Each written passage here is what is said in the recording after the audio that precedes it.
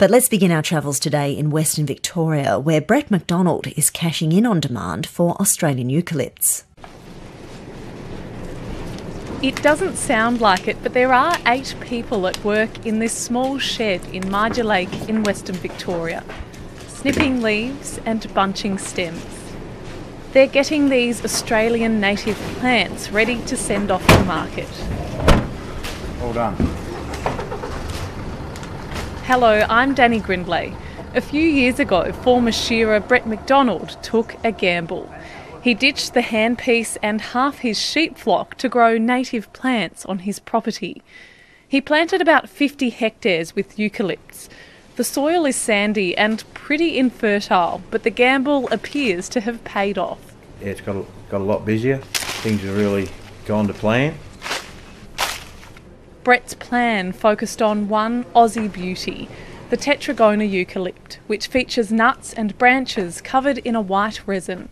During peak wedding season and in the lead up to Christmas, demand is huge, and pickers are out at 7:30 every morning before it gets too hot.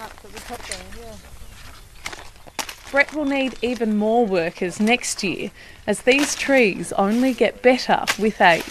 Luke's up to 300 years old, and each year they just keep getting bigger and bigger. The mallee root underneath the soil gets bigger and bigger. That was a good thing, rather than having a short-term crop where you have to replace each year. This is a long-term crop, and we've put in a large area, a couple of hundred acres. And the demand story has also progressed in the last 2 years. We were just selling to one exporter down in Melbourne. We're now selling to Melbourne, Sydney and Brisbane, and also looking to export to Japan February, March. Because not many other farmers would plant 200 acres with such a long-term crop, the Tetragona market really belongs to Brett. It's not a popular choice, and that was the allure. Basically, we didn't want to have that phone call where you ring up and say, "Oh, I've got all these flowers ready," and they say to you, "Oh, no, we don't need them, sorry."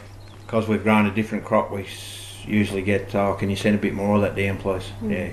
And for you, it was about waiting for that supply to build up over the years, and I guess you've done your time, it's starting to pay off? Yeah, so I guess we started planting Tetragona seedlings 12 years ago. We've probably just got enough volume now where we can supply the Australian market a little bit extra for export.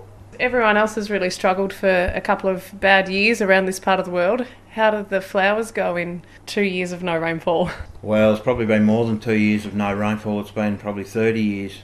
But the mallee trees are very tough. They seem to be able to get enough moisture throughout the year, and they did keep producing in those tough times, which is amazing. And now we have had a ripper winter and spring. Will that make much of a difference going into next year? Yeah, I can see a difference now. We really can predict the harvest by the previous year's rainfall. It looks like we're going to have extra, and that's brought about the export focus. And why do they want these tetragonas from Marja Lake in Australia? Well, probably to put it in perspective, the Japanese flower market is absolutely huge.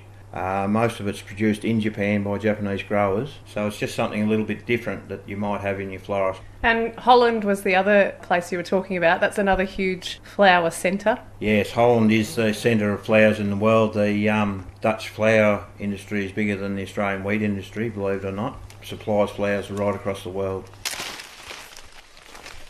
The domestic market also continues to develop, and Brett has few concerns about ongoing demand. The export focus really comes down to patriotism. Just like to see it in some florist shops around Europe, yeah. This isn't about money. No, this is not about money, this is about skiding. A bit up there. Having an addiction to native plants, I've put a lot of research into bringing on new varieties, especially varieties that in the early days were bush picked nearly to extinction. A lot of them fell away because they were very hard to propagate. So we're looking into using tissue culture to get a few paddock full of those nice flowers and get them back on the market again in a sustainable manner. He's got about 20 different crops on the list, but the next obsession is Exodia daisy, which grows from the Grampians all the way down the Glenelg River to Nelson and also through the Adelaide Hills. In the early days it used to be bush picked. Teams of pickers would go through and it'd be sold throughout Australia and exported, but as conservation came in, thank goodness, that was all stopped, and then there has been several attempts to commercialise the crop, but never seemed to continue. So we're going to have a real crack at trying to have a decent supply of that. Do the top stuff because it stays better longer. Oh yeah, there are a heap of nuts at the top there, yeah. Brett obviously has a good feeling about it because he's put 20,000 daisy plants in and has another 40,000 on order. The driver behind this whole flower business was to make up for what he calls a misspent youth. Margie Lake Flowers has given him and the family the security he was looking for, but he has no plans to retire. Oh no such thing as retirement in the flower game when you love it. Yeah, I'll be doing it till I put me in the hostel need note. Yeah, I just love it, and it seems like there's no end to it. There's just all these interesting flowers that we're even still finding out in the bush, and as you know with roses, how much that's been developed, how many varieties there are. There's some really good Australian ones that need a lot of development. So yeah, it's only really the beginning. I don't think I'll ever run out of things to do.